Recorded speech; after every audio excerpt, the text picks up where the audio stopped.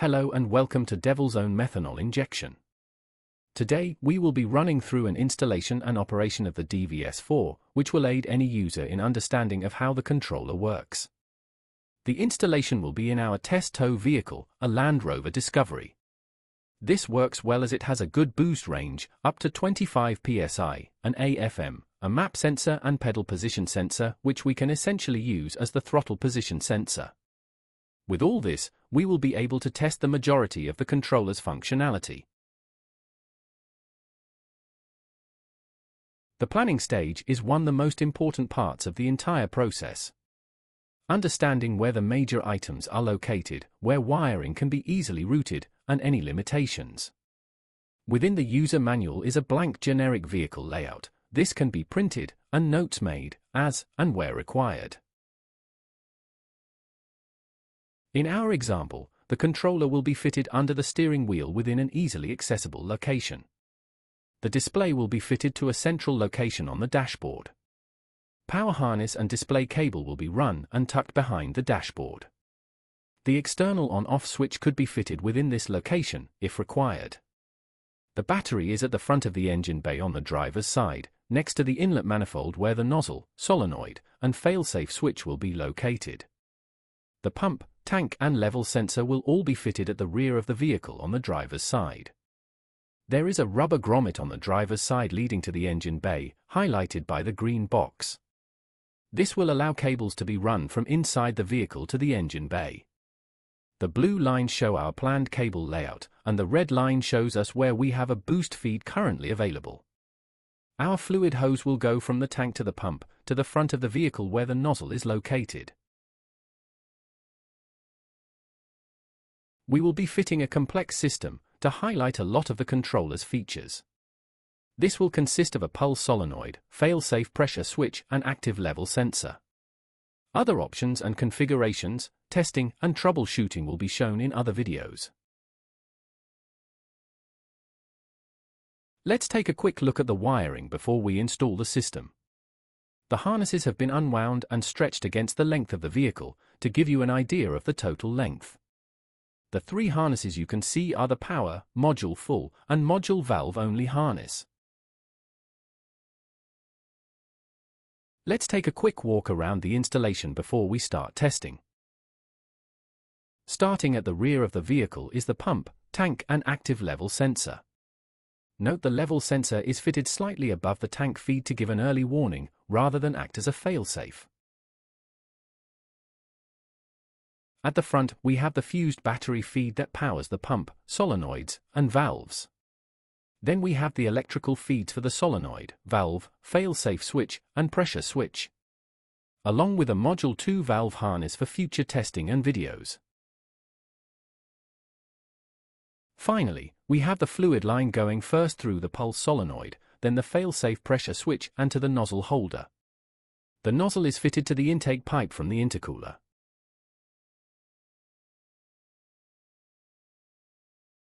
Within the interior of the vehicle, we have the controller fitted below the steering wheel and the display module fitted on the dashboard, next to a boost gauge so we can verify boost accuracy. Let's power on and start setting up the controller for our current setup. From the standard menu, hold the mode button down for 4 seconds to enter the system menu, where we can configure the controller's hardware properties. From the system menu, we will need to select the following. Valve type module 1, set to pulse solenoid. Level indicator set to yes. Failsafe module 1 set to pressure. We will also set pump module 1 to pre-pressurization to enabled. All other settings remain default. Hold the save button for 6 seconds to save settings and return to standard menu. From the standard menu, hold the mode button down for 2 seconds to enter the configuration menu. Here we can configure the valve, solenoid start and end points. We will set valve module 1 endpoint to 20 psi and start point to 10 psi. Hold the save button for 6 seconds to save settings and return to standard menu. Let's switch the controller on and see what happens. That's an issue. We seem to be out of fluid. To be fair, we knew this already. The fluid level warning will cycle for 3 seconds and then hide for 10 seconds, so other menu items can still be visible. It will keep repeating if the low fluid sensor is still activated. The system will continue to activate unless a failsafe is detected.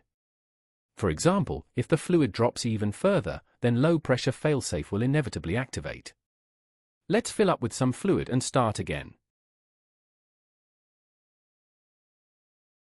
Priming the system is not really required if you are running without a failsafe. Just do 5 to 6 gentle pulls to remove the air out of the system. However, if you are running a failsafe and try to run the system normally, you will instantly run into a fault and the system will disable.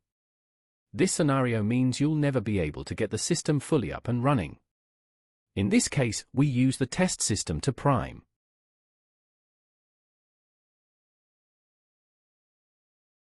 Do not prime to a fully fitted system. Disconnect the nozzle and run the pipe into a collection vessel, in our case a plastic bottle. Failure to do this may cause the engine to hydro-lock, causing catastrophic damage.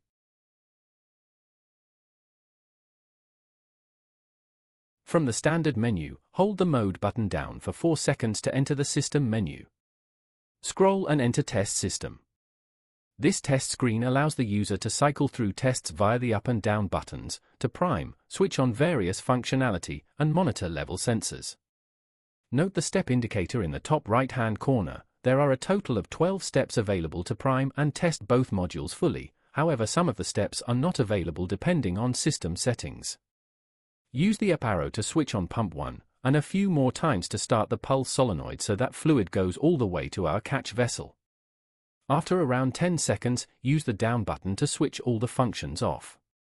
Once completed, reinstall the nozzle and return the fluid to the meth tank. Hold the save button for 6 seconds to return to standard menu.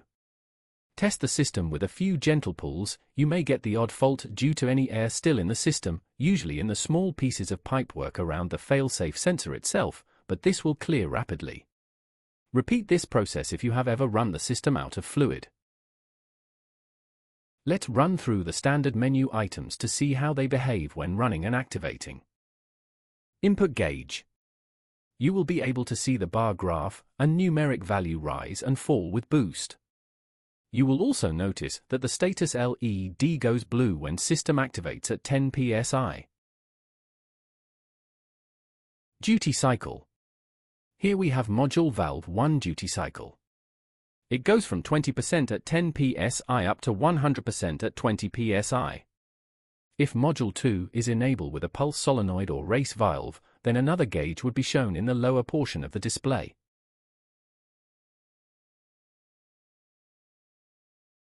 Diagnostics. This is a quick visual representation of what pumps, solenoids, valves and level sensors are doing at any given moment. The input is shown as a numerical value at the top of the page. P is for pump. V is for solenoid or valve. L is for the level sensor. Next is the duty cycle. The number represents which module. When active, they are highlighted with a box surrounding the text.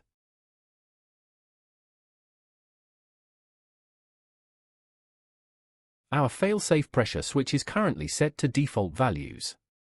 Low pressure 130 psi and blocked nozzle 20 psi. This is the generic values which would cover most installations. This might not be ideal for custom installations, such as multiple nozzles or direct port injection. To overcome this, we have an auto-learn function which will generate custom values.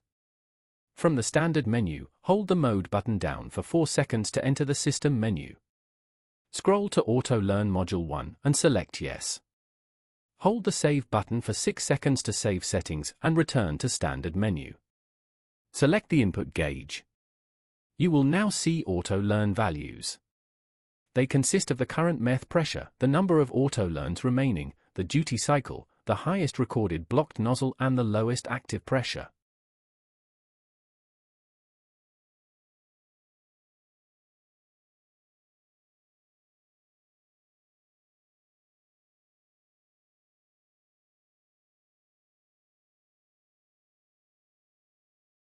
The system will require a duty cycle of above 90% to take readings.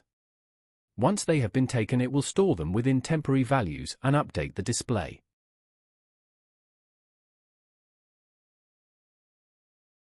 Repeat until the auto learn has completed. The auto learn will be removed from the display. The system will adjust the values by predetermined margins and save the settings.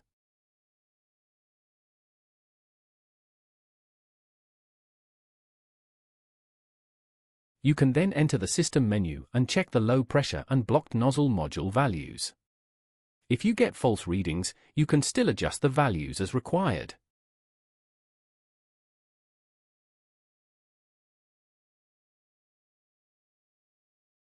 Many thanks for taking the time to listen to this video, and we hope you found it interesting.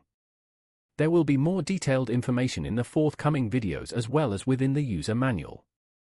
Upcoming videos to include dual solenoid valve operation, including spray patterns, check valve example, solenoid example, external map sensor calibration, AFM and TPS connection and setup, failsafe testing and operation, troubleshooting. Please visit DevilsOwn UK for downloads and purchases.